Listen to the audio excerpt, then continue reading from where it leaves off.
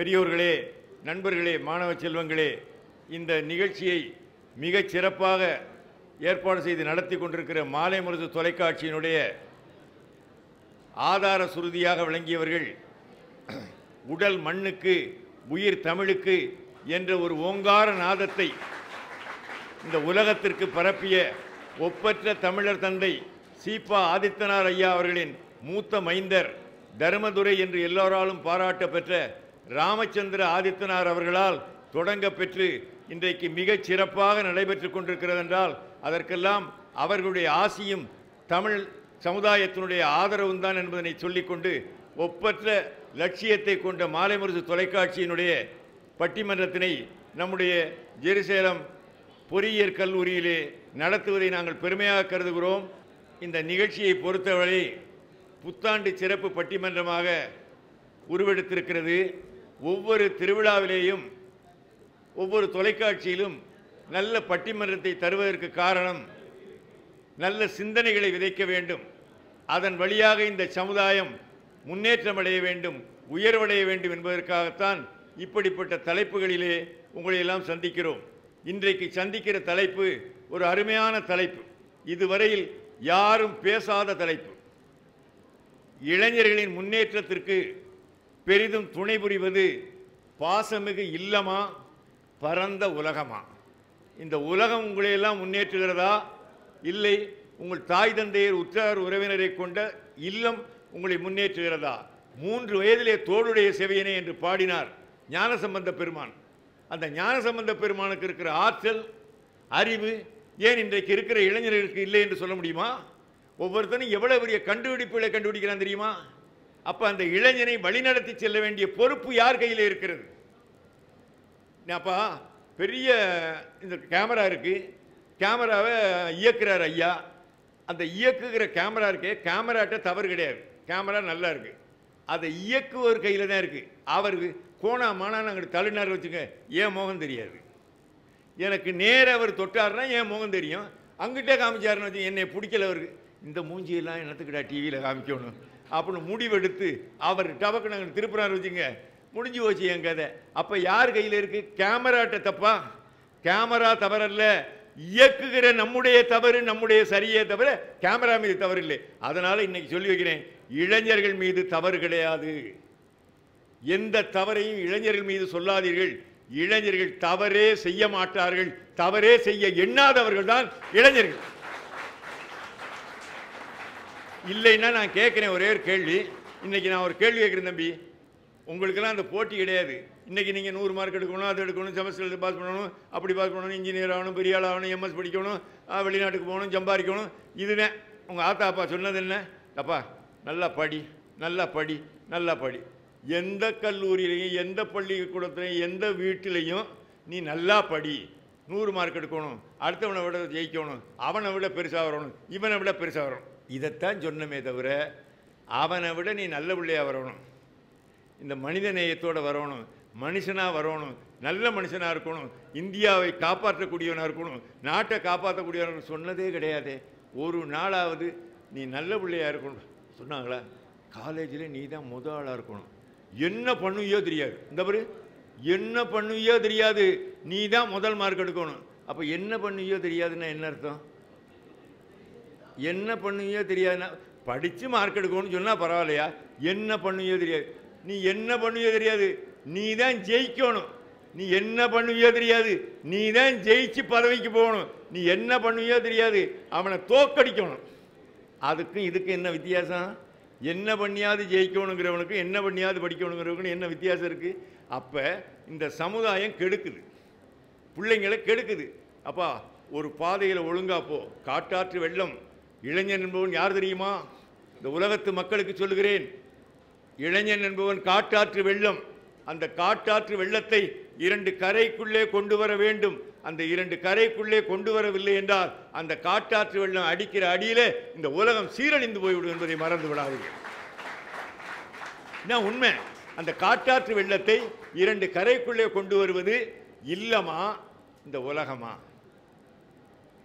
இளைஞனுக்கு ஒரு பெரிய வெற்றி இருக்குது தம்பி. நம்ம எனக்கெல்லாம் திருமணம் ஆகிறதுக்கு முன்னாடி எங்கள் பக்கம் சாயல்குடின்னு கேள்விப்பட்டிருப்பீங்க. காரைக்குடினா சாயல்குடி. சாயல்குடியில் ஒரு பெண் குழந்தை பிறந்தா அவங்க வீட்டில் ஒரு காளங்கண்ணுக்குட்டியை வாங்கி வளர்ப்பாங்க. காளங்கண்ணுக்குட்டி காளமாடாக வரும், இந்த பெண் குழந்தை பருவ பெண்ணாக வரும்.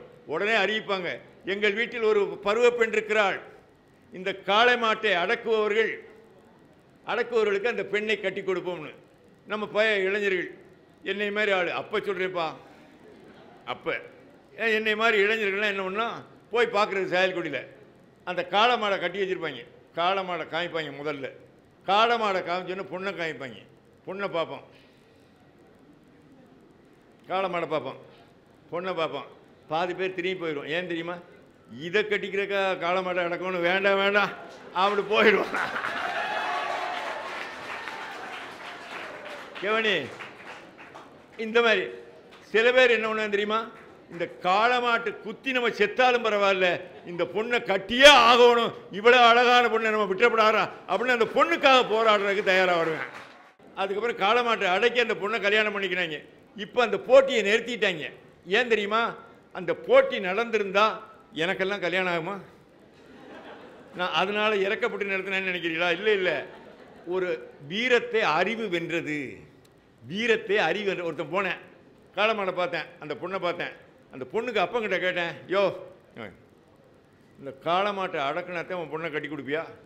ஆமாம், அதான் ரூல்ஸ். அதான் இந்த காளமாட்டை அடக்கினாத்தான் உன் பொண்ணை கட்டி கொடுப்பேன். சரி, அப்போ நான் ஒரே ஒரு கேள்வி கேட்குறேன், இந்த காளமாட்டை அடக்கினாத்தான் உன் பொண்ணை அடக்க முடியுமா? அவளை அடங்காப்படாரியா உன் பொண்ணுன்னு கேட்டேன். அதோடு அந்த போட்டியை நிறுத்திட்டாங்க. அந்த போட்டியை நிறுத்திட்டாங்கப்பா.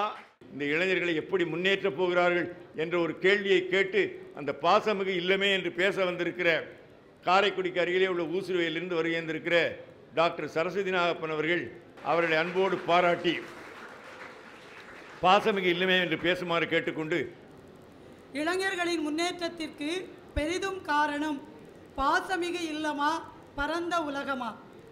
நடுவர் அவர்களே, உங்களை பார்த்து ஒரே ஒரு கேள்வி கேட்கிறேன். உங்களுடைய தாய் கண்ணம்மையும் தந்தை அருணாச்சலமும் மிகச்சிறப்பாக வளர்த்து ஆளாக்கியதால் தான், பாசமாக வளர்த்து ஆளாக்கியதால் தான் இவ்வளவு பெரிய மாணவர்களுக்கு மத்தியிலே உட்கார்ந்து பேசக்கூடிய நிலை உங்களுக்கு வந்திருக்கிறதா இல்லையா? இல்லை, இன்னும் கொஞ்சம் நல்லா வளர்த்துருந்தாங்கன்னா பார்லிமெண்ட்டில் போய் பேசியிருப்பேன். இல்லை இல்லை,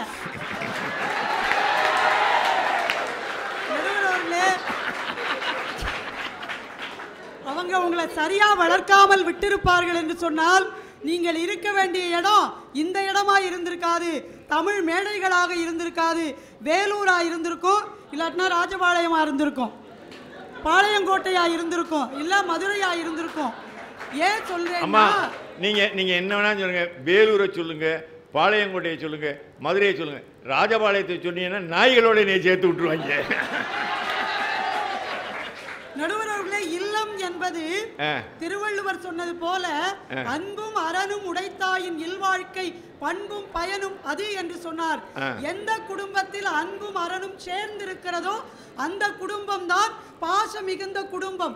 ஒரு குழந்தையை 10 மாத காலம் சுமந்து பெற்றெடுக்கிறவள் ஒரு தாய். இதை சொல்லியே காலத்தை ஓட்டிட்டீங்களே. நாங்க என்ன 5 மாதம் சுமக்க மாட்டோம்னு ஊர்வலமா போனோம். அந்த ஆண்டவன் இயற்கை,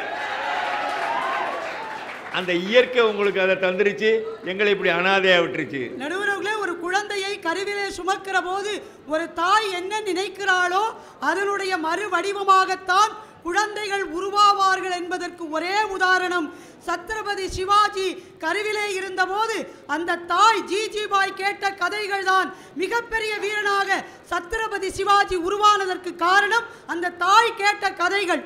ஆனா ஒண்ணு கேட்கிறேன், ஜிஜிபாய் வந்து கதையெல்லாம் சொல்லி கொடுத்தாங்க, சரிதான்.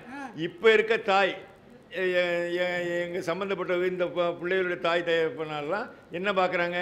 டிவியில் வர்ற சீரியல் பார்க்குறாங்க. மாமியாரை கொள்வது எப்படி, மருமகளை கொள்வது எப்படி. நடுவர் அவர்களே, சீரியல் பார்த்தா கூட தன் மகனோ மகளோ கெட்டு போக வேண்டும் என்று எந்த தாயும் தந்தையும் இந்த உலகத்தில் நினைப்பதில்லை. கெட்ட தாய் இந்த உலகத்தில் இருந்திருக்கிறார்களா? கெட்ட தகப்பனார் இந்த உலகத்தில் இருந்திருக்கிறாரா? நீங்க சொல்லுங்க. கெட்ட தாய் என்று கிடையாது, தாய் என்றால் ஒரே. நடுவர் அவர்களே, கெட்ட நட்பு இருந்திருக்கிறது, நல்ல நண்பன் இல்லை என்று சொல்லி இருக்கிறார்கள். ஒருவன் மிகப்பெரிய பதவியிலே போய் கூட சில நேரங்களில் தாழ்ந்து சரிந்து போகிற நேரத்தில் அவனிடத்தில் நீங்க கேட்டீங்கன்னா சொல்லுவான், என்னுடைய தாய் தகப்பனார் நல்லவர்கள், ஆனால் என்னை சுற்றி இருந்த நண்பர்கள் கெட்டவர்களாக இருந்ததால் நானும் இந்த நிலைக்கு ஆளானேன் என்று சொல்லக்கூடிய நட்பு வட்டாரம் கெட்டதாக இருந்திருக்கிறது. சரி, நான் ஒரே ஒரு செய்தி சொல்றேன். இந்த குடும்பம் எப்படி தெரியுமாங்க, ஒரு நாற்றங்கால் மாதிரி. நாற்றங்கால்ல இருக்கிற நாத்து நல்ல நாத்தா இருந்தா மட்டும்தான் நீங்க வயல்ல கொண்டு போய் பிடுங்கி நட முடியும். இந்த பரந்த உலகம் இருக்கிறதே அது வயல். அந்த வயல் எப்படி வேணாலும் இருக்கும், தரிசா கிடக்கும், நல்ல நிலமா கூட இருக்காது. ஆனால் நாற்றங்காலிலே இருக்கிற நாற்று வளமானதாக, ஆரோக்கியமானதாக, பூச்சி கடிக்காதாக, சுத்தமானதாக இருந்தால் மட்டும்தான் அந்த வயலிலே கொண்டு போய் நீங்கள் நட முடியும். பாசமிகு இல்லம் என்பது நாற்றங்கால். இன்னொன்னு, இல்லம் என்பது ஒரு மரத்துக்கு அடியிலே இருக்கிற வேர் போல. வேர் வெளியில தெரியாது, ஆனால் வேருக்கு மேலே இருக்கிற மரம் காய் கனி எல்லாவற்றையும் மிகச்சிறப்பாக தருவதற்கு எது ஆதார சுருதி தெரியுமா? வேர் தான் ஆதார சுருதி. அந்த வேர் சரியாக இருக்கும் என்று சொன்னால் விழுது சரியா இருக்கும். சரி, அப்ப பாசமிகு இல்லம் சரியா இருந்தா பரந்த உலகம் சரியா இருக்கும். பரந்த உலகம் இன்னைக்கு எப்படி தெரியுமாங்க இருக்கு? நீங்க சொன்ன மாதிரி ஒரு 40 வயது இளைஞர், 40 வயது மனிதன், ஒரு 60 வயது மனிதன், ஒரு 70 வயது மனிதன் கூட ஒரு 10 வயது 12 வயது பெண்ணை சீரழிக்கக்கூடிய நிலை வருகிறது என்றால் இந்த பரந்த உலகம் இன்றைக்கு காமத்தின் பிடியிலே சிக்கி கிடக்கிறது என்றால் இந்த உலகத்தில் பெண்ணுக்கு என்ன பாதுகாப்பு இருக்கும் என்பதை நீங்கள் நினைத்து பாருங்கள். பெண்கள் என்னையா பாவம் பண்ணோம்? பெண்கள் பெண் பிறவினா அது என்ன பாவமான பிறவியா? இல்லை. பெண் என்பவள் யார் தெரியுமா? பூமாதேவிக்கு நிகரானவள் பெண், தெய்வத்திற்கு நிகரானவள் பெண். அதனால்தான் சிவபெருமான் கூட ஒரு தாயாக மாறி தாய் எப்படி இருப்பாள் என்பதை சோதித்து பார்த்தான் ஒரு கடவுள் என்று சொன்னால். பெண்ணுக்கு நிகரான பிறவி இந்த உலகத்தில் எதுவுமே இருக்க முடியாது. ஆனால் அந்த பெண் இன்றைக்கு சீரழிக்கப்படுகிறாள். ஏன்? ஒரு 200 பெண் ட்விட்டர்லையும் ஃபேஸ்புக்லையும் வாட்ஸ்அப்லையும் சீரழித்திருக்கிறார்களே. ஆட்டோ சங்கரிலே இருந்து தொடங்கி இன்றைக்கு திருநாவுக்கரசு வரையிலும் பெண்ணை சீரழிக்கிறார்கள் என்று சொன்னால் இந்த பரந்த உலகம் எப்படி இந்த சமுதாயத்தில் இளைஞனை வாழ விடும்? நீங்க நினைச்சு பாருங்க. இளைஞர்கள் மேல தப்பில்லை, ஆனால் இளைஞர்களை சுற்றி இருக்கிற சூழ்நிலை இன்றைக்கு சரியாக இல்லை. ஒரே ஒரு செய்தியை சொல்லுகிறேன். மகாகவி பாரதியை போல சுதந்திர போராட்டத்திற்கு எழுச்சி மிகு கவிதைகளை பாடியவர் யாரும் இருக்க முடியாது. ஆனால் அந்த பாரதிக்கு தகப்பனார் இல்லை. 8 வயது தகப்பனார் இறந்து போயிட்டாரு, தாயார் இறந்து போயிட்டாங்க, தகப்பனார் மட்டும் இருக்காரு. அவர் இன்னொரு கல்யாணம் பண்ணிக்கிட்டாரு. ஒரு குழந்தையினுடைய நிலை என்ன? 8 வயது பாரதியை அவளுடைய அத்தை குப்பம்மாள் தான் வாரணாசிக்கு அழைத்து சென்று அங்கே படிக்க வைக்கிறாள். 21 ஆண்டு காலம் வாரணாசியிலே அவர் பயின்றதால் தான் 14 மொழி படிக்கக்கூடிய அந்த அறிவும் ஆற்றலும் பாரதிக்கு இருந்தது என்றால், தாய் தந்தையரையும் மீறி அத்தை என்கின்ற ஒரு உறவு அவரை உருவாக்கியது என்றால் அதுதாங்க குடும்பம். நடுவர் அவர்களே, எது அழகு தெரியுமா இந்த உலகத்தில்? எது அழகு? சரி சொல்லுங்க. நீங்க அழகா? நான் அழகானா எங்க அம்மாவுக்கு நான் அழகு. இதுதான் நடுவர் அவர்களே. தன் மகன் கருப்பா இருந்தாலும், நெட்டையா இருந்தாலும், மொட்டையா இருந்தாலும், சொட்டையா இருந்தா கூட தன் மகன் அழகு என்று ஒரு தாய் நினைக்கிறாளே, அதுதான் அழகு. இப்ப எதுக்கு கைதிட்டீங்க? சொட்டையா நானும் MK தியாகராஜ பாவர் மாதிரி வச்சிருந்த வந்தாப்பா முடி பெருசா, பைக் வேகமா ஓட்டி ஓட்டி அத்துக்கிட்டு போயிருச்சு அம்புட்டும், வேற ஒன்றும் கிடையாது. நடுவர் அவர்களே, பரந்த உலகம் இன்றைக்கு கெட்டுப்போய் கிடக்கிறது. பரந்த உலகம் இன்றைக்கு ஆரோக்கியமாக இல்லை. பரந்த உலகம் இன்றைக்கு சுகாதாரமாக இல்லை. பரந்த உலகத்தில் சாக்கடையில் ஈதான் மொய்த்து கொண்டிருக்கிறது. அந்த சாக்கடையை ஒருபோதும் நல்ல நீராக நீங்கள் மாற்ற முடியாது என்பதை சொல்லி, பாசமிகு இல்லம்தான் இளைஞர்களின் முன்னேற்றத்திற்கு துணையாக இருக்க முடியும் என்பதை சொல்லி வாய்ப்புக்கு நன்றி கூறி விடைபெறுகிறேன். நன்றி, வணக்கம்.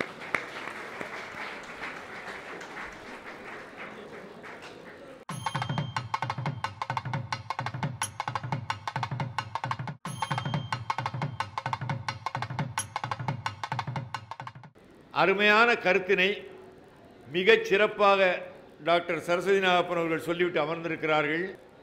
அவர்களுடைய கருத்துக்களை மறுத்து கும்பகோணம் அரசினர் கலைக்கல்லூரியுடைய தமிழ்துறை தலைவர் டாக்டர் கோடையிடி கோபால் அவர்கள் இப்பொழுது வருகிறார்கள். அவர்களை அன்போடு பாராட்டி அழைக்கிறேன்.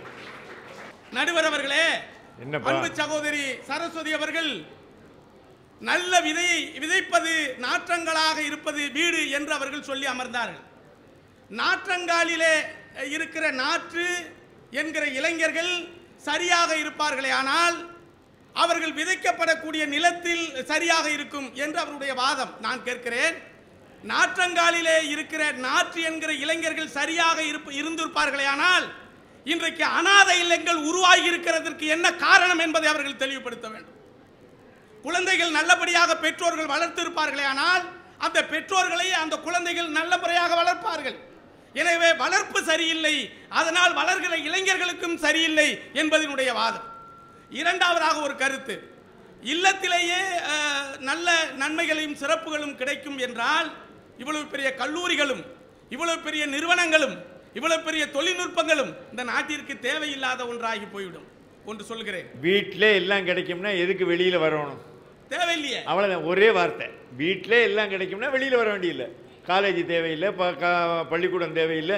வீட்டிலே ஆத்தாள் அப்பனும் உட்காந்துக்கிட்டே அம்மா ஆடு வேலையை பார்த்து போடு அப்படின்னு போயிடுவேன் பையன். அம்மா அப்பாவும் பண்ண முடியுமா? அன்பை மட்டுமே தரக்கூடியது இல்லம், ஆனால் அறிவை தருவது உலகம் என்பதை நீங்கள் மறுத்துவிடக்கூடாது. சபாஷ் சபாஷ். மாவீரர் அலெக்சாண்டர் இந்த உலகத்தையே வென்றவன். உலகத்தை வென்ற இன்னும் வெல்வதற்கு நாடுகள் இல்லையே என்று ஏங்கியவன். அவன் இந்த உலகத்தை வென்ற அலெக்சாண்டரிடத்திலே நிருபர்கள் பேட்டி கண்டார்கள். இந்த உலகத்தை வென்றீர்களே, இதற்கு யார் காரணம், என்ன காரணம் என்று கேட்டார். அதற்கு மகாவீரர் அலெக்சாண்டர் சொன்ன பதில், இந்த உலகத்தை வெல்வதற்கு காரணம் ஒன்று உண்டு. இந்த உலகத்திற்கு நான் வந்ததற்கு காரணம் என் தாயும் தந்தையும், இந்த உலகமே என் காலடியில் வந்ததற்கு காரணம் என்னுடைய ஆசிரியர் அரிஸ்டாட்டில் என்று சொன்னார். என்று சொன்னால் இது பரந்த உலகம் தந்த பரிசு என்பதை நீங்கள் மறந்துவிடக் கூடாது. திருமணம் இருக்க, அது பொண்டாட்டி பெருவிலங்கு புல்லர் என்று சுல்லானி திண்டாடி நிக்கிறேன்டா எங்க அப்பா அம்மா எங்க தஞ்சாவூர்ல. எப்படி எப்படி மறுபடியும் சொல்லு. பொண்டாட்டி பெருவிலங்கு புல்லர் என்று சுல்லானி திண்டாடி நிக்கிறேன்டா எங்க அப்பா அம்மா. அவனுக்கு தூக்கம் போயிரு சார், அந்த பிள்ளைகள் கொடுக்கிற துன்பம் சார். அதுக்கு என்ன காரணம் தெரியுங்க? பிள்ளைங்களை ரொம்ப பெற்றோர்கள் வளர்க்க தெரியாம வளர்க்குறாங்க சார். இவ்வளவு பெரிய செல்லு வாங்கி கொடுத்துறாங்க, இவ்வளவு பெரிய செல்லு சார். அந்த செல்லை வாங்கி கொடுத்துட்டு அந்த புள்ள படம் பார்த்துக்கிட்டு விளையாண்டுக்கிட்டே இருக்கு, நமக்கு தொந்தரவு கொடுக்கலன்னு நமக்கு டிவி பார்த்துக்கிட்டே உட்காந்துருக்காங்க. பிள்ளைங்க ஒரு பக்கம் வேற எதையோ பார்த்து கொண்டு இருக்கிறது, பெற்றோர்கள் திரைக்கு முன்னால் உட்கார்ந்து திரைப்படம் பார்த்து கொண்டு இருக்கிறார்கள். எப்படி அந்த குடும்பம் ஒழுங்காக, அந்த பிள்ளைகள் எப்படி நன்றாக வளரும்? வளருவதற்கு வாய்ப்பே இல்லை சார். நான் இருக்கேன் சார், இப்போ எனக்கு கல்யாணம் ஆனிச்சு சார். கல்யாணம் ஆயிடுச்சா? இல்லை, உங்களுக்கெல்லாம் பொண்ணு கொடுக்குற அளவுக்கு தியாகிகள் இருந்திருக்காங்களே, பரவாயில்ல.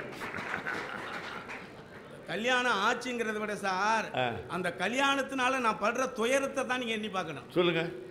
பிள்ளைங்க நான் பிள்ளைய அப்பா பிள்ளைய கண்டிச்சா அம்மாவுக்கு பிள்ளைக்கு சப்போர்ட்டா இருக்கு, அம்மா பிள்ளைய கண்டிச்சா அப்பங்காரர் பிள்ளைக்கு சப்போர்ட்டா இருக்காரு.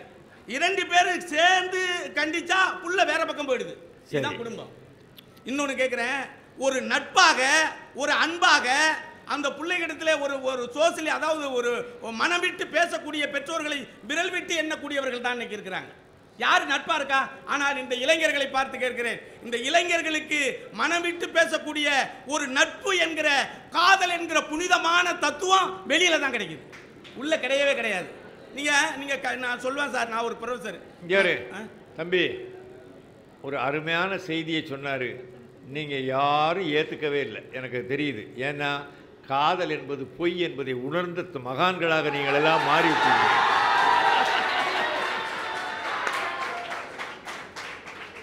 நான் காதல் என்று சொல்வது நீங்க சொன்ன காதலே. நீங்க சங்க காலத்து காதலை சொல்றீங்களா? நான் அதையும் தாண்டி, நான் சொல்வது அதையும் தாண்டி சார். ஒரு நட்பு கேடா நட்புன்னு சரஸ்வதி அக்கா சொல்லியிருக்காங்களே, எந்த நட்பு சார்? ஒரு உண்மையான நட்பு உலகத்தில் கிடைச்சிருச்சுன்னா அதை விட உலகத்தில் வேற எந்த செல்வமும் கிடைக்க வேண்டியதில்லைன்னு சொல்லியிருக்காங்க. ஒரு உண்மையான நட்பு கிடைத்தால் அந்த நண்பன் தான் ஒரு தாயாக மாறுகிறான், அந்த நண்பன் தான் ஒரு தோழியாக மாறுகிறான், அந்த நண்பன் தான் ஒரு தகப்பனாக மாறுகிறான், அந்த நண்பன் தான் ஒரு ஆசிரியராக மாறுகிறான். எனவே நல்ல நட்பு கிடைத்து விட்டால் இந்த உலகத்தில் அதை விட அதிர்ஷ்டசாலி வேற என்ன இருக்கு? ஆபிரகாம் லிங்கன் அமெரிக்க நாட்டினுடைய ஜனாதிபதி ஆனார். அவங்க அப்பா தொழில் செருப்பு தைக்கிற தொழிலாளி. செருப்பு தைப்பது அவருடைய தொழில்.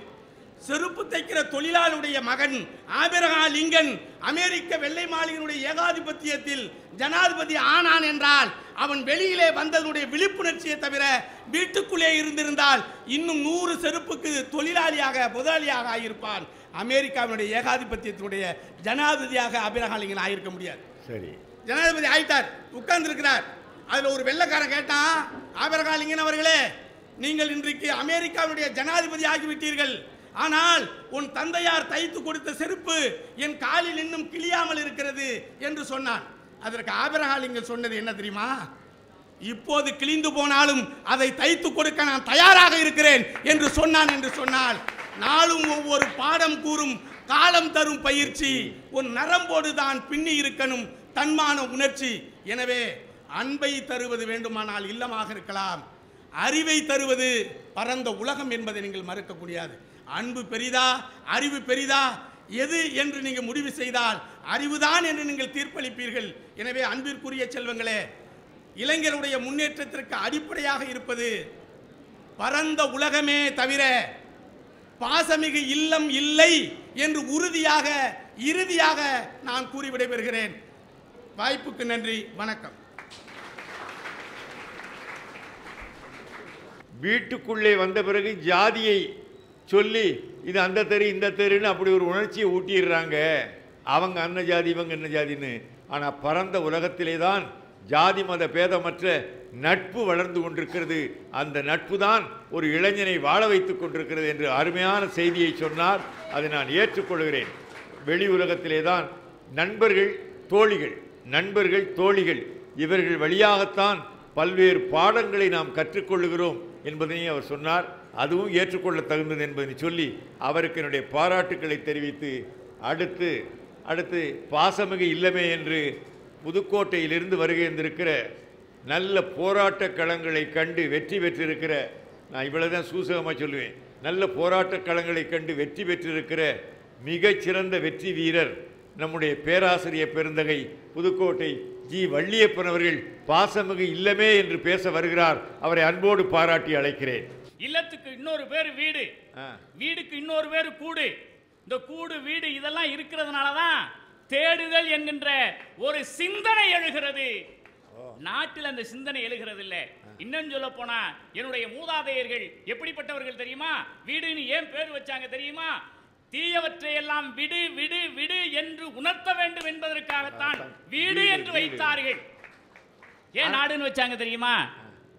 நண்பர்களோடு சேர்ந்து தீயவற்றை எல்லாம் என்ன நாடு நாடு நாடு என்று சொல்லுவதற்காகத்தான் நாடு என்று வைத்திருப்பார்களோ என்கின்ற எண்ணம் தோன்றுகிறது. உங்களுக்கு தோன்றலாம், நாடு நல்லதையே நாடு நாடு நாடு அதை நாடி எப்பொழுதும் வாழவை என்று ஒரு பெரிய பாட்டே வந்திருக்கு. நாடு என்றால் நாடு, அவர்களை நாடு, அன்பை நாடு, அறிவை நாடு, பண்பை நாடு, பாசத்தை நாடு, இந்த உலகத்தை நாடு என்று சொன்னது. யாரையும் வேண்டாம் வேண்டாம் வேண்டாம் சொல்லாதே. பாசம் மிகுந்த இல்லத்துல பெத்தவங்க கிட்ட, அம்மா கிட்ட, அப்பா கிட்ட இந்த இளைஞர்கள் எல்லாம் சேர்ந்து, அப்பா எனக்கு 120 சிசி பைக் வாங்கி கொடு, 200 சிசி பைக் வாங்கி கொடு, 250 சிசி பைக் வாங்கி கொடுன்னு பைக்கை வாங்கி கொடுத்தாலும் இந்த இளைஞர்கள் 80 சிசி கூட்டிக்கு பின்னாடி தானங்கய்யா போயிட்டு இருக்கிறாங்க. இந்த நிலை மாறணுமா வேண்டாமா என்பதுதான் எங்களுடைய நோக்கம். அம்மா சொல்றாங்க, தம்பி நீ அவனோட சேராத, நீ இவனோட சேராத அப்படின்னு அம்மா சொல்ற போது அந்த பையன் கேட்குற அம்மாட்ட, ஏமா அப்படி சொல்ற அப்படின்னு பையன் அம்மாட்ட கேட்குற போது அம்மா சொல்றாங்க, அவனோட சேர்ந்தேன்னு நீ கெட்டு போயிடுவோப்பா அப்படின்னு அம்மா சொல்ற போது அந்த பிள்ளை சொல்லுது, அம்மா நான் நல்லவன் தானே, என்ன நல்லா தானே நீ வளர்த்துருக்க, என்ன நல்லா வளர்த்திருக்க இல்ல, அப்படிப்பட்ட என்ன நீ நம்புமா, ஏன்னா என் மூலமா அவன் நல்லவனாக மாறுவான், அவன் நல்லவனாக மாறினால் அந்த பெருமை உன்னை சாருமா அப்படின்னு இல்லத்துல பாசத்தை விதைக்கின்ற இடமாக அந்த இல்லங்கள் இருக்குதா இல்லையா? பேராசிரியர் பெருமக்கள் எல்லாமே சொல்லி கொடுக்குறாங்க நாங்களே. ஒரு பேராசிரியர் ஒரு பையனை பார்த்து கேட்டாரு, எப்பா கடல் நடுவில் ஒரு மாமரம் நிறைய காய்ச்சது, பழுத்து துங்குது, அந்த பழத்தை நீ எப்படி பறிப்ப அப்படின்னு ஒரு பையனை பார்த்து கேட்டார். அந்த பையன் சொன்னா, பறந்து போய் பறிப்பேன் அப்படின்னு அந்த பையன் சொன்னான். உடனே அந்த பேராசிரியர் இருக்கிறாரு, எப்படிப்பா பறந்து போவ, ஏன்னா உங்க அப்பாவை ரெக்கை கொடுப்பாரு அப்படின்னு பேராசிரியர் கேட்டோடனே அதுக்கு அந்த பையன் சொன்னா, சரி உங்க அப்பாவை நடுக்கடல்ல போய் மாமரத்தை வச்சாரு அப்படின்னு திருப்பி கேட்டாரு. அப்போ உறவுகளை உரிமையை பெறுவதற்கு அப்பா என்கின்ற ஒன்றை பெற்றுக் கொடுக்கின்ற இடமாக எது இருக்கிறது? கல்லூரிகள் இல்லை, வீடுகள் தான் இருக்கிறது. அதை விட இல்லங்கள்ல எவ்வளவு நல்ல நல்ல விஷயங்களை சொல்லி தர்றாங்க. இன்னும் சொல்ல போனா இந்த சமூகத்தில் எத்தனையோ பேர் தன்னுடைய பாக்கெட்டை நிரப்ப வேண்டும் என்கின்ற சிந்தனை உடையவர்கள் மத்தியிலே இந்த விண்ணுலகத்திலே தன்னுடைய எண்ணத்தில் தோன்றிய ராக்கெட்டால் நிரப்ப வேண்டும் என்று சொன்ன ஏபிஜே அப்துல் கலாம் அவர்களுடைய வாழ்விலே நிகழ்ந்த நிகழ்வு. சிறுபிள்ளையாக இருக்கிறார், அப்பாவை தேடி ஒரு நண்பர் வர்றாரு, ஒரு பரிசு பொருளை வீட்டுக்கு கொண்டு வர்றாரு. அப்படி கொண்டு வர்ற போது அப்பா இல்லை, இந்த பிள்ளைகிட்ட கொடுக்குறாரு. அப்பா கிட்ட சொல்லிடுப்பா அப்படின்னு சொல்லிட்டு கொடுத்துட்டு போறார். அப்போ அந்த பிள்ளை அந்த பரிசை வாங்கி வச்சுட்டு அப்பா வரும்போது, அப்பா ஒருத்தர் வந்தாருப்பா, இந்த பரிசு பொருள் இந்தா இருக்கு, கொடுத்துட்டு போனாரு அப்படின்னு சொல்லுகிற போது அந்த தந்தை ஏபிஜே அப்துல் கலாமை பார்த்து கேட்கிறார், தம்பி இதை ஏன் நீ வாங்கின? இது வாங்கப்படாதுப்பா. ஒரு பரிசு பொருளை வீட்டுக்கு தேடி கொண்டு வர்றாங்கன்னா நம்மிடத்தில் இருந்து எதையோ தேவையில்லாம எதிர்பார்க்கிறார்கள் என்கின்ற சிந்தனையை விதைத்தார். அதனுடைய விளைவாகத்தான் இந்த தேசத்தினுடைய குடியரசுத் தலைவராக மாறுகிற பொழுதும் கூட அவருக்கு எண்ணற்ற பரிசு பொருட்கள் கிடைத்தாலும் அவற்றையெல்லாம் தன்னுடைய சொந்தமாக்க முயற்சி செய்யவில்லை. இந்த நாட்டுக்கு சொந்தமாக மாற்றி கொடுக்கின்ற உயர்ந்த ஒப்பற்ற எண்ணத்தை உருவாக்கி கொடுத்தது அவருடைய தந்தை என்பதனை நீங்கள் மறந்துவிடக்கூடாது. நிறைவாக இப்படி சொல்லி நிறைவு செய்கிறேன் நடுவர் அவர்களே. 3 வயசு, அதாவது 3ஆம் வகுப்பு பயிலுகின்ற ஒரு குழந்தை, கல்கத்தாவில் 3ஆம் வகுப்பு பயிலுகின்ற குழந்தை 8 வயது.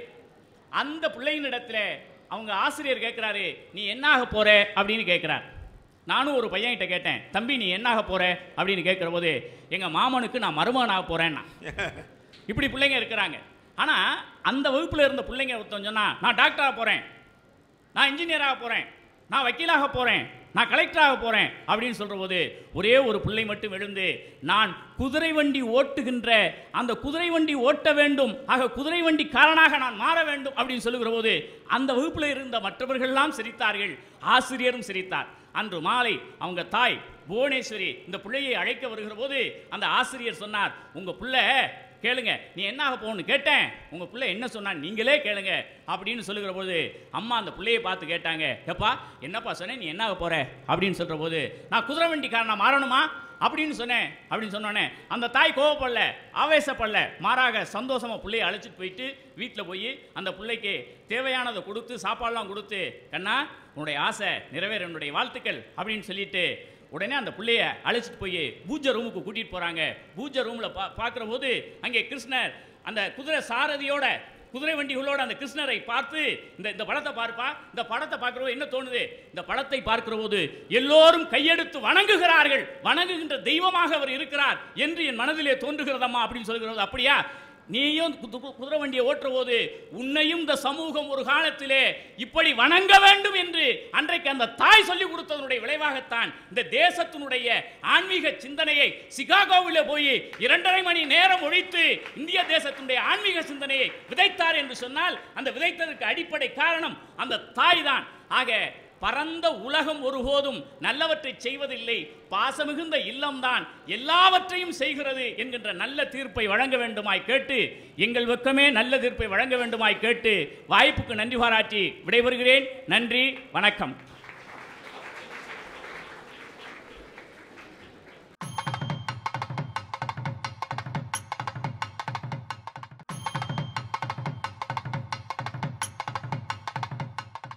நண்பர்களே, நண்பர் வள்ளியப்பன் அவர்கள் மிகச்சிறந்த செய்திகளை சொல்லி நம்மை மகிழ்ச்சி கடலில் ஆழ்த்தியிருக்கிறார்கள். அப்துல் கலாமிலிருந்து அத்தனை செய்திகளை நமக்கு சிறப்பாக திரட்டி வந்து தந்திருக்கிறார்கள். அவர்களுக்கு என்னுடைய பாராட்டுக்களை தெரிவித்துக் கொண்டு, அடுத்ததாக பரந்த உலகமே என்ற தலைப்பில் பேசுவதற்கு லால்குடியிலிருந்து பேராசிரியை ஜோதி அவர்கள் வந்திருக்கிறார்கள். அவர்களை அன்போடு பாராட்டி பேசுமாறு கேட்டுக்கொள்கிறேன். ஓங்கலிடை வந்து உயர்ந்தோர் தொழவிலங்கி ஏங்கொழிநீர் ஞாலத்து இருளகற்றும் ஆங்கவற்றுள் மின்னே தனியாழி வெங்கதிரோன் ஏனையது தன்னேர் இல்லாத தமிழே உனை வணங்கி நடுவர் உள்ளிட்ட அவையையும் பேச்சாளர் பெருமக்களையும் பேராசிரியர் பெருமக்களையும் மாணவ மாணவிய கண்மணிகளுக்கும் என்னுடைய தமிழ் புத்தாண்டு நல்வாழ்த்துக்களை தெரிவித்துக் கொள்கின்றேன். ஒரு இளைஞன் படிப்பை முடிச்சுட்டு அவங்க அம்மா கிட்ட போய் அப்பா கிட்ட போய் சொல்கிறான், அம்மா எனக்கு படிப்பை முடிச்சுட்டேன், நம்ம ஊர்லேயும் வேலை கிடைக்கும், இந்த நாட்டில் எனக்கு வேலை கிடைக்கும், 20,000 ரூபாய் சம்பளம், வெளிநாட்டுக்கு போனால் 2 லட்சம் ரூபாய் சம்பளம் அப்படின்னு அந்த இளைஞன் சொல்லும்போது அம்மாவும் அப்பாவும் என்ன சொல்லுவாங்க? தம்பி, நம்ம நாட்டில் நீ வேலைக்கு போக வேண்டாம், அக்காவை கட்டி கொடுக்கணும், தங்கச்சியை கட்டி கொடுக்கணும், நம்ம நாட்டுக்கு நீ வேலைக்கு போக வேண்டாம், வெளிநாட்டுக்கு வேலைக்கு போ, 2 லட்சம் ரூபாய் சம்பாரிச்சு கொண்டு வந்து நம்ம குடும்பத்தை நீ காப்பாத்துன்னு ஒவ்வொரு பெற்றோர்களும் சொல்கிறார்களே ஒழிய நமது நாட்டுக்காக நீ உழை என்று எத்தனை பெற்றோர்கள் பிள்ளைகளிடம் சொல்லிக் கொடுக்கிறார்கள்? நான் கேட்கிறேன். நான் ஒரே ஒரு கேள்வி கேட்கிறேன். நம்ம நாட்டு அரசாங்கம் நீ வெளிநாட்டுக்கு போகாதேன்னு தடுத்திருக்கானா? வெளிநாட்டுக்கு வேலைக்கு போகக்கூடாது, நீ உள்நாட்டில் தான் வேலை பார்க்கணும்னு அரசாங்கம் சொன்னிச்சா? சொல்லலையே. வெளிநாட்டுக்கு போறேன், போன்னு அனுமதி கொடுக்குறேன்னு விசா போன்னு அனுமதி பெற்றோர்கள் இப்படி முட்டுக்கொட்டை போடுறீங்க அல்லவா, அதுதான் பெற்றோருங்கிறேன் நான். அதைத்தான் பெற்றோர்னு சொல்றேன். வெளிநாட்டுக்கு போய் சம்பாதிக்கிறது தப்புங்கிறிய. வெளிநாட்டுக்கு போ அப்படின்னா இந்த சம்பளத்துக்கு நீ உன் வாழ்க்கையை நல்லா அமைச்சுக்கலாம் தானே பெற்றோர்கள் சொல்றாங்க. ஆமா, வெளிநாட்டுக்கு போய் 2 வருஷத்துக்கு நல்லா காசு சம்பாதிச்சு வந்துடலான்னு எத்தனை பெற்றோர்கள் தெரியுமா இளைஞர்களிடம் சொல்கிறார்கள் நடுவர் அவர்களே. சரி, இப்ப அதாவது அவன் கருவில் இருக்கும் போதே அவனுக்கு பிரச்சனை ஆரம்பிச்சிருது. கருவில் இருக்கும்போது ஒவ்வொரு பிள்ளையும் கருவில் இருக்கும் போதே அவனுக்கு பிரச்சனை ஆரம்பித்து விடுகிறது. அம்மா என்ன பண்ணுவாங்க? கருவில் இருக்கும் போதே அவனுக்கு அப்ளிகேஷன் ஸ்கூல்ல சேர்க்கறதுக்கு. அப்பா சொல்றாரு, ஏய் நீ இன்ஜினியர் ஆகணும், அம்மா சொல்றாங்க ஏன் நீ டாக்டர் ஆகணும், தாத்தா சொல்றாங்க நீ டீச்சர் ஆகணும். அவன் மொத்தத்துல எதையும் கேட்க முடியாம லூஸ் ஆயிடுறான்.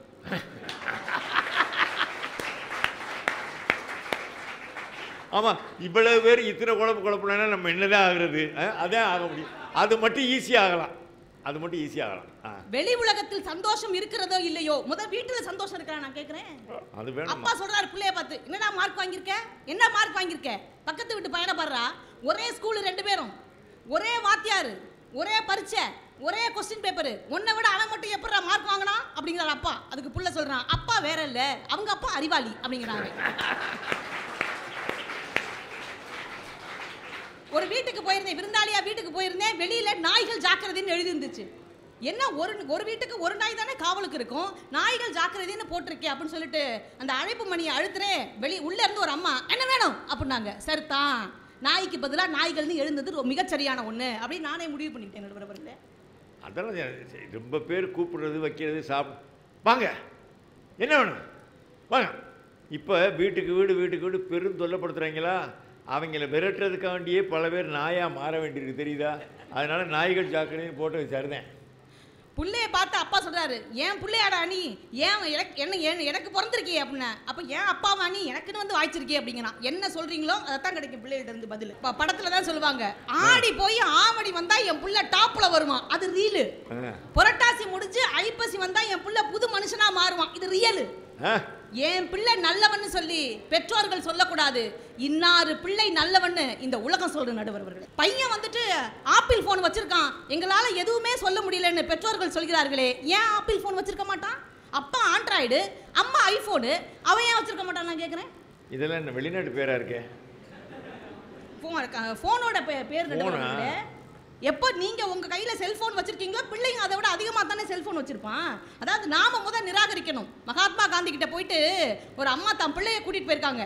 ஐயா, என் பிள்ளை அதிகமாக சர்க்கரை சாப்பிடுறான், தயவு செய்து சாப்பிடக்கூடாதுன்னு சொல்லுங்க அப்படின்னு சொன்ன போது மகாத்மா காந்தி அவர்கள் சொன்னாராம், நீங்க போயிட்டு நாளைக்கு வாங்கம்மா அப்படின்னாங்களாம்.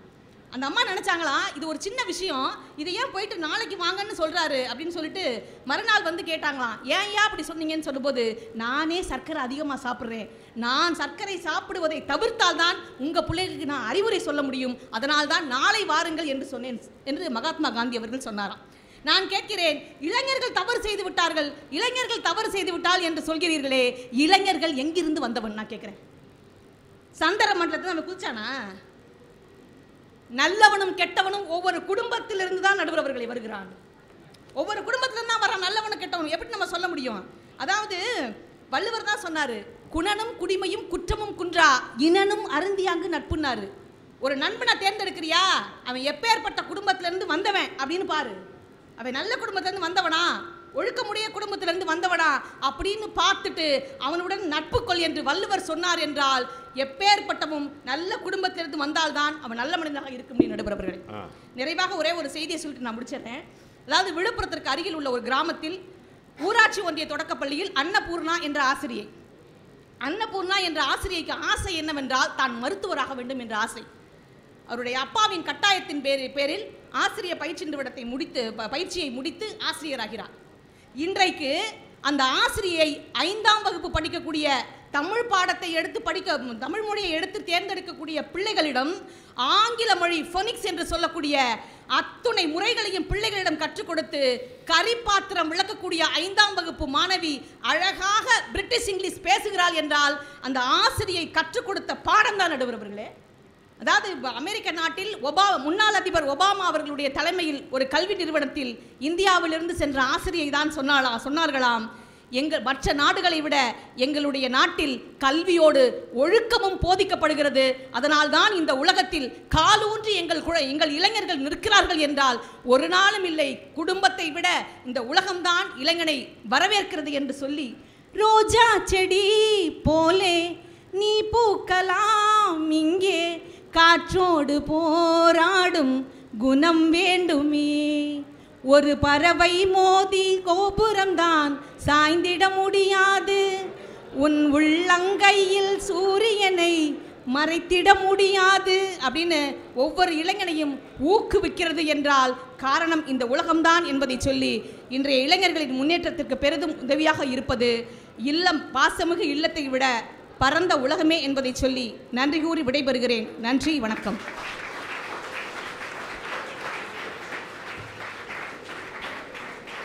ஜோதி அவர்கள் அருமையான செய்திகளை சொன்னார்கள். நேரத்தின் அருமை கருதி அவர்களுக்கு என்னுடைய பாராட்டுக்களை தெரிவித்துக் கொண்டு ஈரோட்டிலிருந்து வருகின்றிருக்கிற நம்முடைய மரியாதைக்குரிய வளர்மதி அவர்களை அன்போடு பாராட்டி பேசுமாறு கேட்டுக்கொள்கிறேன். நான் அவசரமாக சொன்ன காரணம் பேசிடுவாங்களோன்னு அவசரமா. தமிழே, யுத்தத்தில் வாளிலிருந்து பிறப்பாய், இரத்தத்தில் தூய்மையாக இருப்பாய், முத்தத்தில் தாய்மையாக சிறப்பாய், மொத்தத்தில் முத்தமிழாய் சிரிப்பாய். உன் நடிக்கு வளர்மதியின் பிறை வணக்கம். உட்கார்ந்திருப்போர் அனைவருக்கும் என் நிறை வணக்கம்.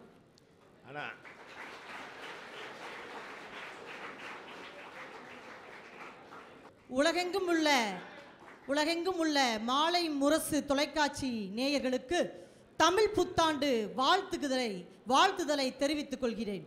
மின்னலை விழுங்கி மின்சாரத்தை உமிழ்கின்ற பேராற்றல் பொருந்திய தளபதிகளே, கல்பனா சாவ்லாக்களே, சுவாமி விவேகானந்தர்களே, அப்துல் கலாம்களே, உங்களுக்கும் என்னுடைய வணக்கத்தை தெரிவித்துக் கொண்டு முடிந்ததை நல்லவேளை இதோட நிறுத்தினே நயன்தாராக்களேன்னு வந்துடாம. முடிந்ததை செய்பவர்கள் முடிவெட்டிக் கொள்கிறார்கள், முடியாததை செய்பவர்கள் தான் முடி சூட்டிக் கொள்கிறார்கள். இளைய சமுதாயம் எல்லாம் முடி சூடிக்கொள்ள பிறந்தவர்கள் என்பதை ஒவ்வொரு செயலிலும் நிரூபித்துக் கொண்டிருக்கின்றார்கள். அதற்கு ஒரு உதாரணம் சல்லிக்கட்டை மீட்டெடுத்தது. அத்தகைய இளம் சிங்கங்கள் என்ன அழகா கைத்தட்டுறாங்க. வாடிப்பட்டி கொட்டு சத்தம், வடக்கம்பட்டி வேட்டு சத்தம், கிழவிகளின் குளவை சத்தம், குமரிகளின் கும்மி சத்தம், இப்படி எத்தனை சத்தம் இருந்தாலும் இளைஞர்களுடைய கை தட்டல் சத்தத்துக்கு அது ஈடாகாதுன்னு அழகா ரசிச்சுட்டு இருக்கிறாங்க. பெருமதிப்பிற்கும் மரியாதைக்கும் உரிய நடுவர் உள்ளிட்ட அவைக்கு என்னுடைய வணக்கத்தை தெரிவித்துக் கொண்டு, நடுவர் அவர்களே, மனிதன் உணவு இல்லாம ஒரு 40 நாள் வாழலான்னு வச்சுக்குவோமே. வளர்மதி, இப்போது நான் இருக்கேன்னு ஞாபகம் வந்துச்சு இல்லை உங்களுக்கு? அதை பற்றி ரொம்ப சந்தோஷப்படுறேன். இல்லை, கொடுத்துருக்கிற நேரம் குறைவா இருக்கு. நடுவர் அவர்களெல்லாம் நீங்க ஒரு 5 நிமிஷம் உள்ளே வந்துடுறீங்களே, ஒரு பயம் தான். எடிட்டிங்ல எல்லாம் போயிடக்கூடாது. இல்லை, மனிதன் உணவு இல்லாம ஒரு 40 நாள் வாழ்றான்னு வச்சுக்கலாமே. சரி. நீர் இல்லாம ஒரு 3 நாட்கள் வாழ்றான்னு வச்சுக்கலாம். சரி. காற்று இல்லாம ஒரு 3 நிமிடம் வாழ்கிறான்னு வச்சுக்கலாம். ஆனா தன்னம்பிக்கை இல்லாமல் ஒரு நிமிடம் கூட இந்த பூமியில் உயிர் வாழ முடியாது. அந்த தன்னம்பிக்கையின் பிறப்பிடமாக இருக்கின்ற இளைய சமுதாயத்தை நல்ல வழியில் கொண்டு செல்வது எங்கள் பாசமிகு இல்லம் என்பதில் எந்த சந்தேகம் இல்லைங்க. வெல்லும் போது தட்டுகின்ற கைகள் வேண்டுமானால் இந்த பரந்த உலகத்தின் கைகளாக இருக்கலாம். என் இளைஞன் வீழும் பொழுதும் தூக்கி விடுகின்ற கைகள் என்றால் அது பாசமிகு இல்லத்தின் கைகள் என்பதை தயவு செய்து மறந்து விடாதீர்கள். ஆனா எதிரணி தலைவர் வந்தாரு பாருங்க, மனுஷன் மேக்கப் மட்டும் 1 மணி நேரம் போட்டாங்கக்கா, இன்னும் வெளுப்பே ஆக மாட்டேங்கிறார். அதுல வேற எனக்கு மேக்கப் அதிகமா போட்டாங்கன்னு ஒரு வருத்தம் அவருக்கு வேற. வந்து சொல்றாரு, அம்பேத்கர் வாழ்ந்த காலத்திலே, ஆபிரகாம் லிங்கன் வாழ்ந்த காலத்திலே, அலெக்சாண்டர் வாழ்ந்த காலத்திலே, கர்ம வீரர் வாழ்ந்த காலத்திலே. அட இப்ப என்ன, இப்ப உதாரணம் சொல்லுங்க. ஐயா சமூகம் இன்னைக்கு இளைஞனை நல்லா வழிகாட்டுறது இல்லைங்க. ஆனா வீட்டுல ஒரு இளைஞன் மனம் தடுமாறி போய் வந்து உட்கார்ந்தான்னு வச்சுக்கங்களேன், தாய் தந்தை சொல்லுவா, டே உனக்கு வழிகாட்டு இல்லை என்று நீ வருத்தப்படாதே, இந்த உலகிற்கே வழிகாட்ட நீ பிறந்துள்ளாயடா என் செல்லமேனு அந்த தன்னம்பிக்கையை கொடுப்பது வீடு என்பதை தயவு செய்து மறந்து விடக்கூடாது. எதிரணியிலிருந்து வந்தாங்க, காமராசர் கல்யாணம் பண்ணாம இருந்ததுனாலதான் வாழ்க்கை அப்படியே ஜகஜோதியா இருந்துச்சுன்னு சொல்றீங்களே, அந்த காமராசர் மட்டும் திருமணம் செய்திருந்தால் இன்னொரு காமராஜர் வந்து தமிழ்நாட்டை நல்லாட்சி செஞ்சிருப்பார்னு சொன்னா, ஒரு கல்யாணம் பண்ணியிருந்தா இன்னைக்கு வாழ்க்கை நல்லா இருந்திருக்குமே. வளர்மதி அம்மா, உங்களை நான் பாராட்டுறேம்மா. ஏன்னா நான் உண்மையிலேயே சொல்றதுனால தப்பு கிடையாது. நான் காமராஜரை தெய்வமாக மதிக்கிறவன். அவருக்கு யாரும் இந்த ஆலோசனை சொல்லாமல் விட்டாங்க. அன்னைக்கு பிறந்திருந்தீங்கன்னா வளர்மதி நீ சொல்லியிருக்கலாமம்மா. சிவாமிமார் தலையிட நாங்களே சிபாரிசெல்லாம் வச்சாங்களே கல்யாணம் பண்ணிக்கிறேன். ஒரே வார்த்தைன்னு சொன்னார், இந்த நாடு நல்ல நிலையில் இருக்க வேண்டும் என்றால் நான் திருமணம் செய்து கொள்ளாமல் இருந்தால்தான் இந்த நாட்டை நான் காப்பாற்ற முடியும், இல்லை என்றால் நான் வீட்டைத்தான் காப்பாற்ற வேண்டி வரும் என்று சொல்லி அந்த மகான் மறுபடியும் ஒரு மகான் பிறப்பார் என்று சொன்னதற்காக நான் உங்களை பாராட்டுகிறேன். ஒரு இளைஞனை வரலாறு படிக்க வைப்பது வேண்டுமானால் பரந்த உலகமாக இருக்கலாம்ங்க, வரலாறு படைக்க வைப்பது பாசமிகு இல்லம் என்பதை தயவு செய்து யாரும் மறந்துடாதீங்க. தமிழகத்தினுடைய வரைபடத்தை காண்பித்து இதுதாண்டா நன்னம்பிக்கை முனைன்னு ஒரு ஆசிரியர் சொல்லித் தரலாம், நீதாண்டா இந்த சமுதாயத்தின் தன்னம்பிக்கை முனை என்று பாசமிகு இல்லம் கற்றுக் கொடுக்கும் என்பதை தயவு செய்து மறந்து விடாதீர்கள். பெண் கல்வி மறுக்கப்பட்டுச்சுங்க. ஒரு நாட்டில் பெண் படிக்கக்கூடாது, பெண் வீட்டில் தான் முடங்கி கிடக்கணும்னு முடக்கி வைத்தாங்க. அடுக்களை துடைப்பதும் படுக்கையை விரிப்பதும் அது பெண்ணின் தொழில் இல்லையே, சரித்திரம் படைக்கவும் தரித்திரம் துடைக்கவும் வருவதில் பிழை இல்லையேன்னு பெண் கல்விக்கு எதிராக ஒரு பெண் போராடிய போது அவருடைய தந்தை கூட நின்று நீ இந்த பெண் கல்விக்காக போராடுங்கிற சப்போர்ட்டை கொடுத்தாருங்க. தாலிபான் தீவிரவாதிகளால சுட்டு கொலை செய்வதற்கான முயற்சி ஏற்படுத்த போது கூட இருந்து தன்னுடைய மகளை உயிரோடு எப்படியாவது மீட்டெடுக்க வேண்டும் என்று போராடி அந்த தந்தை போராடி மீட்டெடுத்து வந்ததனால தான் அமைதிக்கான நோபல் பரிசை பாகிஸ்தானை சேர்ந்த மலாலா என்கின்ற ஒரு இளம் பெண் வாங்கினாள் என்று சொன்னால், கூட இருந்து உதவி செய்த யூசுப் சா என்கின்ற அந்த தகப்பனின் வழிகாட்டுதல் ஒரு இளைய சமுதாயத்தை சமூகத்திற்கே பாடுபட வைத்தது என்பதை தயவு செய்து மறந்து விடாதீர்கள் நடுவர் அவர்களே. பரந்த உலகம் இளைஞர்களை பால்பட வைக்கிறது, பாசமிகு இல்லம்தான் இளைஞர்களை சீர்பட வைக்கிறது என்பதை தயவு செய்து புரிந்து கொள்ளுங்கள். இளைஞர்களே, இனி தேசிய கீதத்திற்கு நீங்கள் எழுந்து நின்றால் மட்டும் போதாது, உங்கள் புரட்சியின் கீதம் கேட்டு இந்த தேசமே எழுந்து நிற்க வேண்டும் என்ற செய்தியை உங்கள் மனதுக்குள்ளே உள்வாங்கிக் கொள்ளுங்கள் என்று சொல்லி, சிறகு கிடைத்தால் பறந்து போவது பரந்த உலகம், சிலுவை கொடுத்தாலும் சுமக்க தயாராக இருப்பதுதான் பாசமிகு உள்ளம். அந்த பாசமிகு உள்ளம்தான் இளைஞர்களுடைய முன்னேற்றத்திற்கு என்றைக்கும் காரணமாக இருக்கும் என்று சொல்லி நல்ல வாய்ப்புக்கு நன்றி கூறி விடைபெறுகிறேன். நன்றி, வணக்கம்.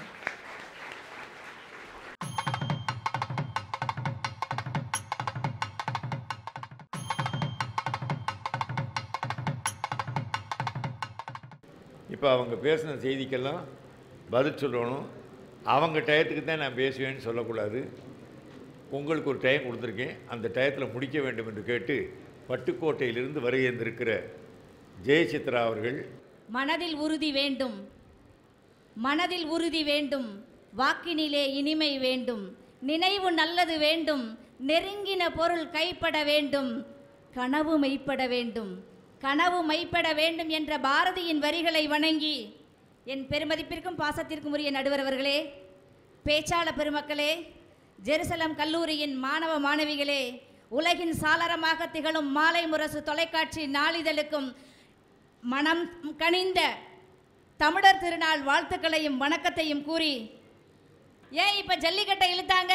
ஜல்லிக்கட்டை வீட்டுக்குள்ளே இருந்துக்கிட்டா சாதிச்சோம்? நம்ம செல்போனை பத்தி வேற பேசுறாங்க. அந்த செல்போனை என் இளைஞன் இந்த சமூகத்துக்கு வந்து மெரினா பீச்சையே கதிகலங்க வச்சு நம் நாட்டின் அடையாளமாகிய அந்த மாடுகளை மீட்டெடுத்தமே, அது இந்த பரந்த உலகத்துக்கு வந்ததுக்கு பிறகுதான் நடுவர் அவர்களே. அவங்க சொன்னாங்க வீட்டில் பைக் வாங்கி கொடுக்குறோம்னு. என் இளைஞனை கேட்டு பாருங்க, பைக் வாங்கி கொடுக்கறது வேணா அவங்க இல்லத்தில் இருக்கிறவங்களோட வசதிக்கு தகுந்த மாதிரி 125 சிசியா இருக்கலாம். ஆனால் என் இளைஞன் ஒத்த வீலில் ஓட்டுவான் பாருங்க, ஒருத்தருக்கும் தெரியாம. அதை உங்க அம்மா பார்த்துக்கிட்டு இருக்க முடியுமா?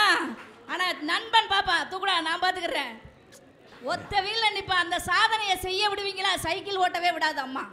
வேண்டாம் தம்பி, கை அடிபட்டுரும். அவன் பைக்கை கொண்டு போய் வாசலில் நிறுத்துற அன்னைக்கு தான் அம்மாவுக்கு தெரியும் இவனுக்கு பைக் ஓட்ட தெரியும்னு. அதுக்கு தெரிஞ்சிருந்தா ஓட்ட விடாது, கை உடஞ்சிரும். பேசுறது எல்லாமே அபசகுணமாக தான். கால் உடஞ்சிரும். நீ ஒத்த புள்ள ராசா, இந்த குடும்பத்துக்கு எதையுமே ஓட்டாத, சோறு மட்டும் தின்னு. நடுவர் அப்படி இல்லை நடுவர் அவர்களே. என் அப்பாவை பள்ளியில் விட்ட போது தாத்தா சொன்னார், கண்ணை மட்டும் விட்டுட்டு தோலை உரிச்சிருங்கன்னு. என்ன பள்ளிக்கூடத்தில் விட்டப்ப எங்க அப்பா சொன்னாரு, ஏதாச்சும் சேட்டைன்னா வச்சு பார்க்காதீங்க, சாத்திருங்கன்னு. என் மகளை பள்ளிக்கூடத்தில் விடும்போது எங்கள் வீட்டுக்காரர் சொல்கிறாரு, டீச்சர் ஏதாச்சும் சொன்னால் என்கிட்ட வந்து சொல்லுமா, நான் பார்த்துக்கிறேன்னு. நடுவர் அவர்களே, இப்படி தான் நம்ம பிள்ளைகளை சமூகம் சீர்திருத்த விடாமல் அவங்க ஆசிரியர்களுடைய கையை கட்டி போட்டுறது, அறிவுரை சொல்கிறவங்களோட கையை கட்டி போட்டுறது, இந்த பிள்ளைய ஒன்றுக்கு ஆகாமல் உள்ளே வச்சிடுறது. கொலைகாரனுடைய அம்மா கூட என் பிள்ளை நல்ல பிள்ளைன்னு தான் சொல்லும். இந்த சமூகத்துக்கு தான் தெரியும் நடுவர்களே, நம்முடைய நிறை குறைகள் எல்லாம் அம்மாவுக்கு நிறை மட்டும்தான் தெரியும். இவன் இப்படிப்பட்டவன் என்ற அடையாளம் காட்டக்கூடியவர்கள் இந்த சமூகம் தான். ஒரு பெண் 15 வயது ஆனாலும் 20 வயது ஆனாலும் அவங்க அம்மாவுக்கு குழந்தையா தெரியவா. ஆனால் சமூகத்துக்கு தான் இந்த மாதிரி உடைய அணிய வேண்டாம், இந்த மாதிரி பிள்ளைய வளர்க்காதீங்க, இந்த மாதிரி பாதுகாக்கணும்னு ஆசிரியர்களும் மற்றவர்களும் தான் அறிவுரை சொல்லுவார்களே தவிர இல்லத்துல இருக்கிறவங்களுக்கு தெரியல. அவங்க பாசங்கிற பேர்ல கண்ணை இறுக்கி மூடிக்கிறாங்க. என் பிள்ளை நல்ல பிள்ளைன்னு வெளியில சொல்லிக்கிறாங்க. மற்ற பிள்ளைகளால தான் என் பிள்ளை கெட்டுப்போச்சு சொன்னாங்க எதிரணியில் வந்து. அதான் அம்மாவோட குணமே. தான் பிள்ளை எப்பவுமே நல்ல பிள்ளை. ஊரையே கெடுக்கிறவனா அவன் இருந்தா கூட அம்மாவால் ஒத்துக்க முடியாது. அதனாலேயே பல பேர் கெட்டு நாசமாக போகிறாங்க. 200 பெண்களுடைய வாழ்க்கையை பற்றி வந்து சொன்னாங்க, பொள்ளாச்சி சம்பவம். நான் சொல்கிறேன், 2 பெண்கள் பாதிக்கப்பட்ட போதே அந்த பொண்ணுங்க வந்து வீட்டில் அம்மா கிட்டையோ அப்பா கிட்டையோ அந்த செய்தியை பரிமாறக்கூடிய சமூக சூழல், நல்ல அன்பு, நல்ல புரிதல் அந்த இல்லங்களில் இருந்திருந்தால் இவ்வளவு பெரிய சங்கிலி தொடர் ஏற்பட்டிருக்காது. வீட்டில் போய் சொல்ல முடியாத சூழ்நிலையில் அந்த பெண்கள் தவறுக்கு மேல் தவறாக புரிந்து வாழ்க்கையே தொலைச்சிட்டாங்க. இன்றும் அவர்களை வெளிவட்டத்திற்கு கொண்டு வந்து மேற்கொண்டும் யாரும் பாதிக்கப்படாமல் பாதுகாப்பது இந்த பரந்த உலகம்தான் என்பதை மனதில் கொண்டு தீர்ப்பு வழங்க வேண்டும் நடுவர் அவர்களே. நீங்கள் ஒரு காலத்தில் ஓடி போகிற இளைஞர்லாம் இராணுவத்துக்கு தான் ஓடுனா. நீங்கள் சொல்கிற மாதிரி வீடு தான் எல்லாத்தையும் தரும்னா நம்மக்கிட்ட இன்றைக்கி படைகளே இருக்காது. இராணுவத்துக்கு போகிற இளைஞர்கள்லாம் வீடை விட்டுட்டு பாசத்தை விட்டுட்டு போகிற இளைஞர்கள் தான். வெளிநாட்டுக்கு போகிற இளைஞர்களை பற்றி சொன்னாங்க, நல்ல சோறு இல்லாமல் நல்ல தண்ணி இல்லாமல் வாழ்க்கை எல்லாத்தையும் இழந்து வெளிநாடுகளுக்கு போய் மிகப்பெரிய வெளிநாட்டு நிறுவனங்களை கூட ஆட்டி படைக்கின்ற சுந்தர் பிச்சை போன்றவர்கள் எல்லாம் பாசம்தான் முக்கியம்னு வீட்டுக்குள்ளே கட்டி போட்டிருந்தா நம்ம நாட்டுக்கு பெருமையும் புகழையும் அவார்டையும் அள்ளிட்டு வர மாட்டாங்க. அப்படி இருக்க பையன்கிட்ட இங்கேருந்து அம்மா ஃபோன் பண்ணோம், ஐயா இன்னைக்கு என்ன சாப்பிட்ட? குழம்பு. நீ என்னம்மா சாப்பிட்ட? நான் என்னத்தை சாப்பிட்டேன்? அவன்கிட்ட சாப்பாட்டை சொல்லியே அங்கே உள்ள வேலையும் செய்ய விடாமல் இங்கே உள்ள குழம்பை பற்றியும் கறியை பற்றியுமே அங்கே போனவங்கிட்டையும் பேசி அவன் 1 நாள் 2 நாள் ஊரை சுற்றி திரியன்னு சோறு திங்காமல், நம்ம வீட்டு சோறு நல்லா தாயா இருக்கும், நம்ம வீட்டு கஞ்சி நல்லா தான் இருக்கும், அவன் தான் உழைச்சிக்கிட்டு வரேன்னு வெளிநாட்டுக்கு போயிருக்காரு. விட்டா என்ன? அம்மா விடாதே. அம்மாவோட பாசம் அப்படிப்பட்ட பாசம். அதில் கட்டி போட்டதுலேயே பல பேரோடைய வாழ்க்கை வீணா போயிருக்கு நடுவர் அவர்களே. அம்மா பாசம் இருந்தாலே வீணா போனவங்க, வெளி உலகத்திற்கு வராமல் காணாமல் போனவங்க இருக்கிறாங்க. அம்மா பாசத்தினால பல பேர் கெட்டு போனாங்கறிய. வர முடியாம அம்மா எங்க அம்மாவுக்காக நான் இங்கே இருக்கேன், எங்க அம்மாவுக்காக நான் இந்த வேலையிலே இருக்கேன், எங்க அம்மாவுக்காக நான் இந்த பிள்ளைய கட்டிக்கேன். தம் வாழ்க்கை துணை பெட்டர் ஹாஃப் இருக்குது பார்த்தீங்களா? உங்க மனைவியை தேடுறதுனா கூட நீங்க இந்த சமூகத்துக்கு வரணும், 10 வீட்டுக்கு ஏறி இறங்கணும், பச்சை சூச்சி எல்லாம் சாப்பிடணும், இந்த பொண்ணை விட அந்த பொண்ணு சிகப்பா, அந்த பொண்ணை விட இந்த பொண்ணு நிறைய சம்பாதிக்குமான்னு இந்த பரந்த உலகத்தில் தேடி அலைஞ்சிங்கன்னா தான் ஒரு நல்ல மனைவியை பக்கத்தில் உட்கார வைக்க முடியும். சரி, சரி ரைட்டப்பா, நல்ல மனைவி தேடலாம். 10 வீட்டுக்கு போய் பார்க்கணும். சரி, 10 வீட்டுக்கு யாரை கூட்டிகிட்டு போய் பார்க்கணும்? ஆத்தாப்பா கூட்டிகிட்டு தானே போகணும். ஆத்தாப்பா கூட்டிகிட்டு தான் போய் பார்க்கணும் நடுவர் அவர்களே. நண்பர்களை கூட்டிகிட்டு போனதில் சில இடங்களில் நம்ம எவனுக்கு பொண்ணு பார்க்க போனானோ அவனுக்கு கிடைக்காம கூட வந்து எங்க கூட்டிகிட்டு போயிட்டானா. அந்த மாதிரி நடந்திருக்கு. நான் என்ன பண்ண சொல்றேன்? ஈன்ற பொழுதில் பெரிதுவக்கும் தன் மகனை சான்றோன் என கேட்ட தாய். உங்க மகன் தான் நல்லவனாச்சா உங்க வீட்டுக்குள்ளே சொல்லிக்கிட்டு இருக்க வேண்டியதானே? யாரோ ஒருவர் சொல்லணுமா? இந்த சமூகத்தின் அறிவார்ந்தவர்கள் சொல்லணுமா? இந்த சமூகத்தை நல்ல நிலையில் எடுத்து செல்பவர்கள் சொல்லணுமா என் மகனை நல்லவன்? அப்பதான் அந்த தாய்க்கு சந்தோஷம் கிடைக்கும்னா, இப்போ நீங்க தெரிஞ்சுக்கங்க, இந்த பிள்ளைகள் நல்லவங்கன்னு இந்த சமூகம் சொன்னாதான் அந்த தாயே மகிழ்ச்சி படுறான்னா, இந்த பரந்த உலகம்தான் இளைஞர்களின் முன்னேற்றத்தை தீர்மானிக்கிறது, இளைஞர்களை முன்னேற்றத்தை நோக்கி அழைத்து செல்கிறது. நடுவர் அவர்களே, இந்த வீடு என்பது அன்பை பொழியும் அட்சய பாத்திரம். இந்த சமூகம் என்பது வண்ண வண்ண சிறகுகளை நமக்கு தந்து பல சாதனைகளை புரிய வைக்கக்கூடிய மிகச்சிறந்த இடம். இதை நம்ம சரியா பயன்படுத்தலைன்னா இந்த வீட்டுக்குள்ள போய் முடங்க வேண்டியது வரும். கொலம்பஸ் கடலுக்கு பயந்திருந்தார்னா உலகின் மிகப்பெரிய வல்லரசாகிய அமெரிக்கா இன்னைக்கு இருந்திருக்காது. வாஸ்கோடா காமா கள்ளிக்கோட்டையை வந்து இறங்கியிருக்க மாட்டாரு. அவங்கெல்லாம் வீடு தான் சொர்க்கம்னு வாழ்ந்திருந்தாங்கன்னா வாழ்க்கை அவர்களோடையே முடிந்து போயிருக்கும். அவர்களுடைய வாழ்க்கை சரித்திரங்களாகி நம் கைக்கு வந்திருக்காது. அத்தனை தலைவர்களை பற்றியும் இந்த பட்டிமன்றத்தில் அழகாக வாதிட்டார்கள். அத்தனை பேரும் நல்ல தலைவர்களாக இந்த சமூகம் அடையாளம் கண்டு அவர்களை இல்லத்திற்கு காட்டியதே தவிர அவர்கள் இல்லத்திலிருந்து புறப்படும் போதே வெற்றியாளர்களாக புறப்படவில்லை. இல்லத்தை விட்டு வெளியே போன போதுதான் சித்தார்த்தன் புத்தனானான்.